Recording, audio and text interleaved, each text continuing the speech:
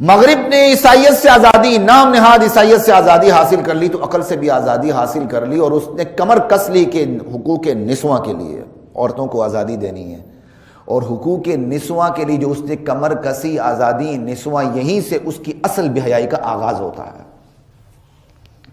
کیونکہ ان کے ہاں آزادی نسواں کا مطلب کیا ہے؟ سب سے پہلے انہوں نے آزادی نسواں کی بنیاد پہ میاں بیوی کا رشتہ کمزور کیا۔ وہ مغرب جہاں کیا کہتے ہیں میاں بیوی میں جدائی کا کانسیپٹ ہی نہیں تھا، عیسائیت میں کہاں تھا، اسی مغرب نے عورت کو بھی طلاق دینے کا حق دے دیا۔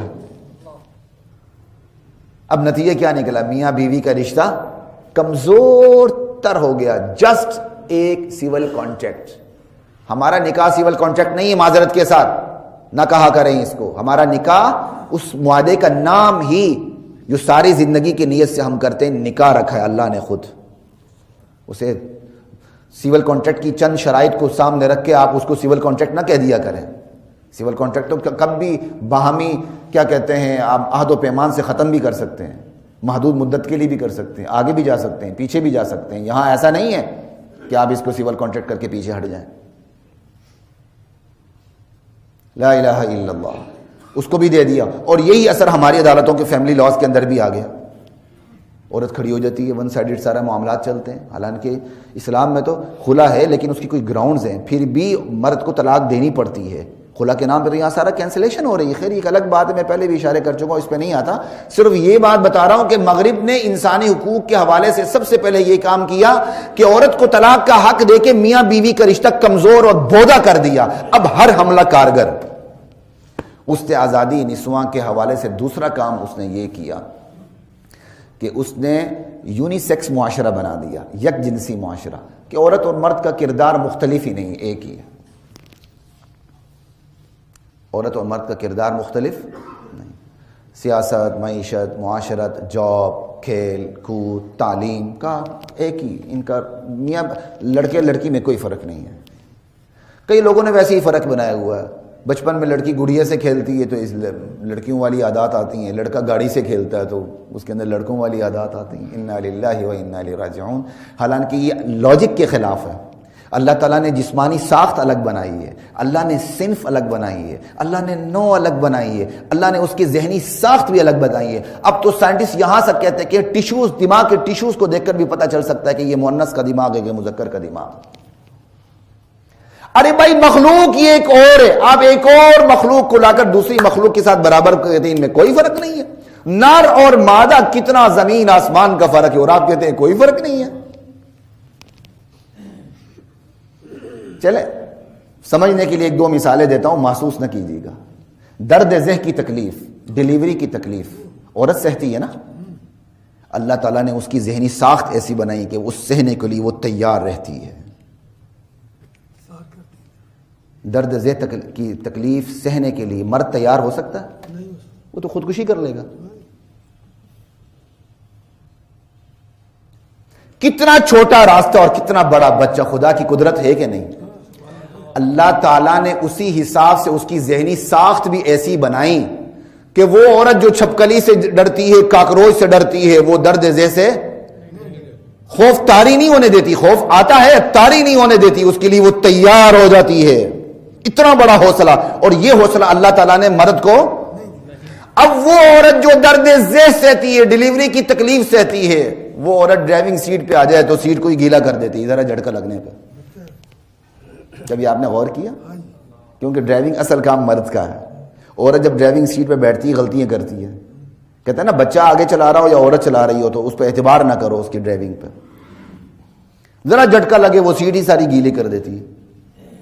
یعنی وہ عورت جو درد ذہ سہتی ہے، ڈرائیورنگ کا بوجھ برداشت، ذہنی ساخت کا فرق ہے، ذہنی ساخت کا فرق ہے۔ وہ عورت جو میاں کے تمام ظلم کو برداشت کرتی ہے، گھر کے اندر رہتی ہے، وہ اینٹ گارا کا کام کرنا اس کے لیے مشکل ہو جاتا ہے۔ اللہ تعالیٰ نے ذہنی ساخت ہی الگ بنائی ہے، جسمانی ساخت ہی الگ بنائی ہے، ان کے تقاضے اللہ نے مختلف بنائے ہیں۔ تو یونی سیکس سوسائٹی بنانے کی کوشش سے کنفیوژن پیدا ہو گئی، بلکہ عورتوں پر دوہری ذمہ داری آ گئی، کیونکہ کہا نا ماں لڑکا مرد اور عورت ایک ہیں، لہٰذا سارے کام جو مرد نے کرنے وہ سارے کام وہ عورت کرے۔ اب کیا کیا، ہوس پرست مرد نے آزادی کا نعرہ لگا کے عورت کو وہ گھر سے کھینچ کے باہر لے آیا. عورت اپنی ممتا کی وجہ سے گھر کی ذمہ داری بھی نہیں چھوڑ سکی. عورت دفتر کی ذمہ داری بھی چھوڑنے سے رہی. اب اس کے اوپر دوہری ذمہ داریاں, جاب بھی کرنی ہے, گھر کو بھی سنبھالنا ہے. یہ سازش اس کے خلاف کس نے کی؟ ظالم مرد نے کی. کس عنوان سے کی؟ آزادی نسواں کے عنوان سے, جو اصل میں آوارگی نسواں ہے. اب جب اس کے اوپر دوہری ذمہ داری آ گئی, وہ سٹریس کا شکار ہو گئی. جب سٹریس کے شکار ہو گئی تو اس نے سوٹے لگانے شروع کر دیے. آپ دیکھتے نہیں, آپ بڑے بڑے سوٹے لگانے والی گزرتی ہیں. یہ سوٹے لگانے والی اصل میں نفسیاتی مریض ہے اکثریت. یہی وجہ ہے کہ امریکہ کے اندر عورتیں مردوں کی نسبت زیادہ سوٹے لگاتی ہیں, کیونکہ وہ زیادہ سٹریس کا شکار ہے. ان کے اوپر دوہری ذمہ داری ہے. ہماری گھر کی مائیں تو ملکہ عالی ہیں بھائی, بیٹھی آرام سے. کبھی کبھی تو میں اتنا رشک کرتا ہوں یہ عورتوں کے اوپر. مرد اگر سمجھے نا تو شاید عورت بننا چاہے کہ عورت کو کتنی فیسلٹیز اللہ تعالیٰ نے دی ہیں. کوئی ذمہ داری نہیں, کھا پی کے آرام سے بیٹھنا ہے. جی مرد لائے, مرد پر احسان کر کے کھانا پکائے, مرد پر اس کے پیسوں سے احسان کر کے کھانا پکائے. کتنی بڑی بات ہے. اور یہ عورت کتنی بیوقوف نکلی, آزادی کے نام پہ اس نے دوہری ذمہ داری اپنے اوپر لے لی. یہ ہے آزادی نسواں کی کل حقیقت. آزادی نسواں کا تیسرا بڑا مقصد کیا تھا؟ اس نے جنسی کھلونا بنا دیا عورت کو, سیکس آبجیکٹ بنا دیا. یہی وجہ ہے کہ امریکہ کے اندر ایک ڈاکٹر اتنا نہیں کماتا جتنا ایک ماڈل گرل کماتی ہے. مقابلہ حسن کو دیکھ لو, کیا کیا چیزیں ناپی جاتی ہیں. ممبر میں تو نہیں کہہ سکتا ہوں, ماشاءاللہ آپ سب کو پتا ہے, مجھ سے زیادہ ہی پتا ہے. یہ ہے مقابلہ حسن. عورت کو آزادی نسواں کے نام سے کہاں لا کے کھڑا کیا گیا. پھر حسینائیں ماڈل گرلز کو آپ دیکھ لیں, رقاصوں کو دیکھ لیں, جسم کی عضووں کو تھرکاتی ہیں اور پیسے لیتی ہیں. اداکاراؤں کو دیکھ لیں, گلوکاراؤں کو دیکھ لیں. یہ معاشرے کی طوائفیں ہیں. اسلام ان کو طوائفیں کہتا ہے, اور ہمارے ہاں ان سے بڑی کسی کی عزت نہیں ہے. سمجھ آ رہی بات کی؟ آزادی نسواں کے نام پہ ہم نے عورت کو دیا تو کیا دیا؟ اس کی عزت کھرچ لی. استقبالیہ سے لے کر روم اٹینڈنٹ کی ساری ذمہ داریاں نچلی لیول کی اس کے ہاتھ میں دے دی. جائیں امریکہ یورپ کے اندر, ریسیپشن سے لے کر روم اٹینڈنٹ تک عورت ہی ہوتی ہے. وہ کس نام پہ؟ آزادی کے نام پہ. کس سے آزادی؟ وہ میاں کی خدمت کر رہی, وہ بچوں کی خدمت کر رہی, وہ گھر کے اندر ٹک کے بیٹھی, وہ غلام ہے. اس غلام عورت کو آزادی کے خواب دکھائے جاتے ہیں اور باہر لا کے وہی کام کروائے جاتے ہیں. وہ تو پھر بھی عزت تھی اس کی گھر کے اندر, باہر لا کے اس سے کیا کروایا گیا. اور یہ سب آزادی کے نام پہ ہوا. اسے جنسی کھلونا بنا دیا گیا. پھر ان جنسی کھلونوں کی عمر بھی بڑی محدود ہوتی ہے. چند سال منظر پہ رہتی ہیں, غائب ہو جاتی ہیں. 10 سال جو پہلے منظر میں تھی, آپ کو ایک بھی یاد ہے؟ کوئی بڑا ہی کبڑا ہوگا جس کو کوئی یاد ہوگا. ان کی عمریں مختصر, فاقے کرتی ہیں اپنے جسم کو, عمر ڈلتی عمر کو سہارا دینے کی کوشش کرتی ہیں. 5-10 سال بعد منظر سے غائب ہو جاتی ہیں. نئی جوانیاں سامنے آتی ہیں. حقوق کے نام پہ پھر ان سے کام لیا جاتا ہے. ٹوائلٹ کے ٹشو پیپر کی طرح استعمال کر کے ان کو ڈسٹ بین میں ڈال دیا جاتا ہے, گٹر کی نالی میں پھینک دیا جاتا ہے. پھر نئی جوانیاں سامنے آتی ہیں. یہ سارا آزادی نسواں کے حقوق, آزادی نسواں کے عنوان سے ہو رہا.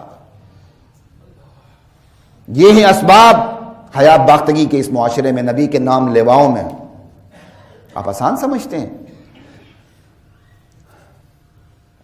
یہ سارا مغرب کا کام ہے. یوں مغرب نے فطرت سے ٹکر لی. جبر کو فطرت کہہ دیا, فطرت کو جبر کہہ دیا. گھر کے اندر رہنا, پردہ کرنا, اپنی عزت کو سنبھال کے رکھنا, اپنی زیب و زینت کو اپنے میاں تک رکھنا, یہ عورت کی فطرت تھی. کا یہ جبر ہے. اور جبر کیا تھا؟ اسے مزدور بنانا, اسے ریسیپشن پہ کھڑا کرنا, اس کی رس گولتی آواز کے لیے ٹیلی فون کال پہ اس کو بٹھا دینا. اور جبر یہ ہے کہ اس سے کیا کہتے ہیں, گھر کے ہوٹلوں کے بستروں کی چادریں تبدیل کروانا. یہ جبر ہے, اس کو فطرت بنا دیا. یوں مغرب نے ٹکر لی فطرت سے, پاش پاش ہو گیا مغرب. آج چمکتے دمکتے مغرب کی تقدیر میں اللہ ذوالجلال کی قسم اندھیرا ہی اندھیرا ہے, اندھیرا ہی اندھیرا ہے, اندھیرا ہی اندھیرا ہے. لیکن اس اندھیرے کو دیکھنے کے لیے نبوت کی فراست چاہیے, مومن کی فراست چاہیے, وگرنہ یہ اندھیرا کسی کو نظر نہیں آتا. آنکھوں پہ اور عقل پہ چربی چڑھ جاتی, چمک کی چمک نظر آتی ہے.